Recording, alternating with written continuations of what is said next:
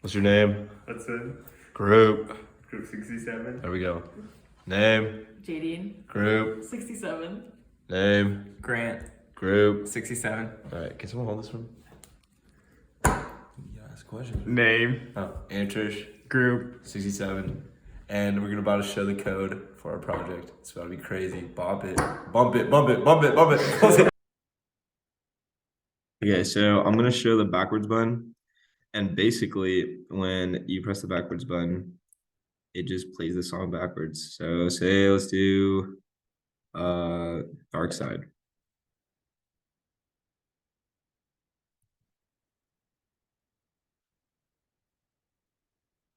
So it's playing it backwards, it's just really quiet. Yeah, that starts in backwards. And so basically how it works. Okay, there.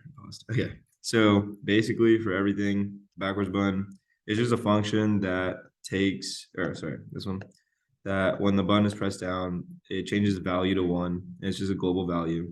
And each song has that if statement for when the value is equal to 1. And basically when the value equals 1, it just flips the array. So what the array looks like, it's a array with 2 columns and then a bunch of elements in each column. And it just flips it and it plays it backwards. And yeah, so every song has it. I can quickly show, even this song has it, all of them do. Anyway, so I'm gonna pass the laptop to Jadine. So next I'm going to explain the shuffle button. And first to demonstrate, if I play a random song, like Girl from Ipanema, and if I pause, and if I hit the shuffle button and I press next, that random next song will play. And see here, it's dancing. And to show the code for that, the way it works is when the shuffle button is clicked, it'll generate a random array or an array of random numbers from 1 to 10 using the randy function, which is shown right here. And from that, the random song will play. And if the auto next button is pressed, a random order of songs will continue to play after that. Next, I'm going to pass it to Hudson with the volume slider. I will be demonstrate how the volume slider is gonna work. So, for example, if you slide the volume to 100, then it's gonna play like this. And then if I slide the volume to 0 again, now you cannot hear anything. And then I will show the code for the volume slider.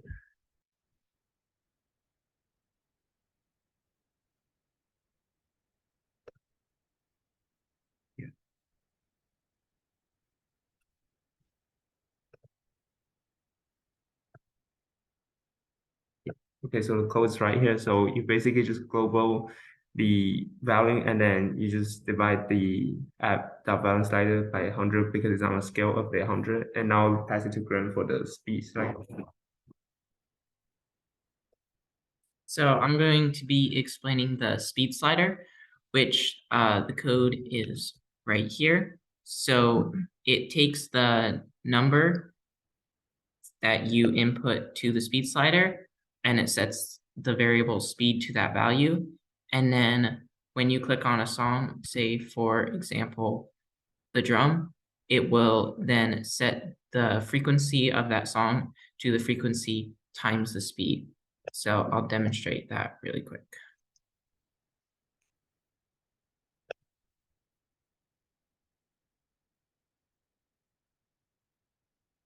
So that is the song at 1.5 times speed. And I'm now going to pass it off to Antarish, and he's going to be explaining the selectors. So each song has a selector, and when you press it, it just plays the song. Oh, right now it's sped up. And so basically, every time you hit the song or it gets played, the counter is right next to it. It goes up by a number, by 1. And so the code for the counter is right here. Basically, it's just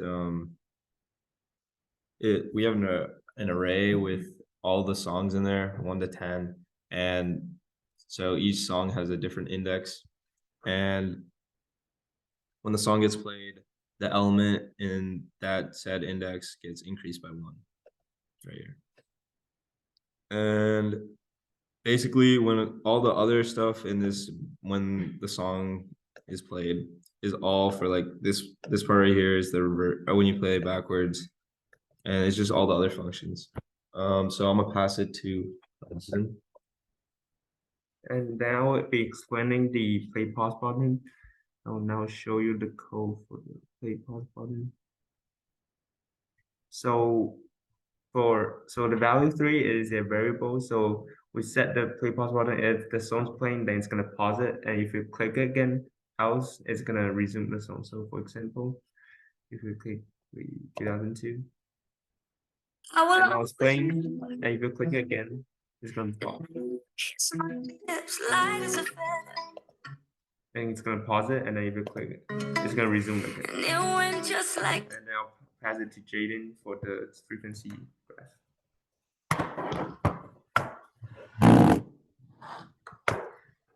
So now for the frequency graphs. The frequency graphs appear for every song that's played, which is this graph right here. And so I can go to any code for any of the songs. So for example, I'm gonna go to Dancing Queen. And so the code for it is at the bottom right here. And so the way it's coded is that it uses a variable t, which is time on this graph. And that's a vector based on the length of the song, and it's coded using the linspace function. And to plot the actual graph, I use the amplitude of the song, which is A, seen here. And yeah, so just to plot the graph, I use the plot function seen here to plot the graph of amplitude versus time. And next, I'm going to pass the code to Grant with the next, previous, and auto next button. All right, so I'm going to be explaining the next, previous, and the auto next buttons, which the code for them is right here. So basically, I have it. If the shuffle is on, it will go to the next song in the shuffled array. And if the shuffle is off, it will go to the next song. And if the song number is greater than 10 or the shuffled array number is greater than 10, it will go back to the first song. And then we have all the code here to start playing the song and for the graph and everything else. The previous button is just like this, except it instead subtracts 1. For the auto next button, it continuously tests if the song is playing and if it is not paused, so that it doesn't go to the next song when you've just paused your music. It will then automatically go to the next song. We also added a pause 1 statement so that it doesn't crash the app. And I will also be explaining the ThingSpeak channel. So right here, we can see all the previously played song numbers that were played on this laptop. And over here in this graph, we can see the previously played songs on Jadine's laptop.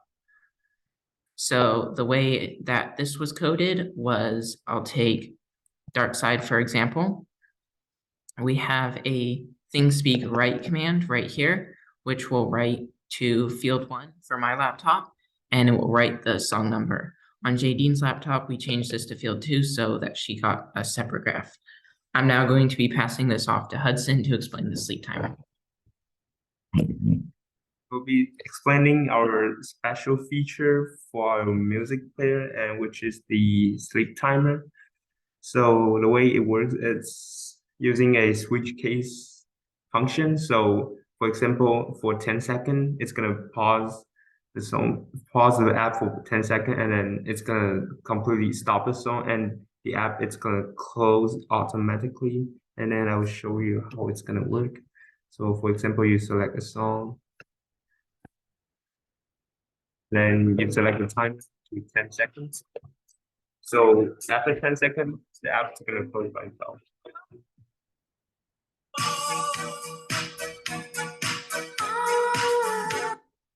And that's why our bumped music player is so special, because it can close by itself. Yeah. Yeah, thank you so much. No, end the recording.